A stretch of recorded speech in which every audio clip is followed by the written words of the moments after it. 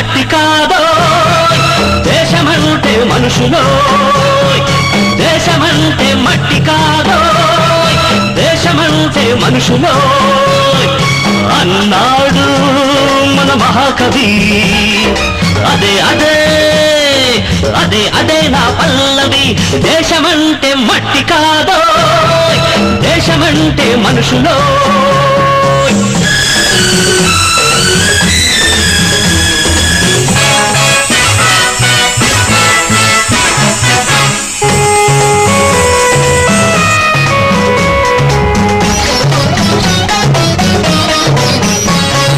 నువ్వు తినే కూడు నువ్వు కట్టే బట్ట నువ్వుండే మేడ తేరగ వచ్చాయనుకున్నావా దుక్కి దున్ని నేతనేసి ఇటుక మోసి నెత్తురునే చెమటగా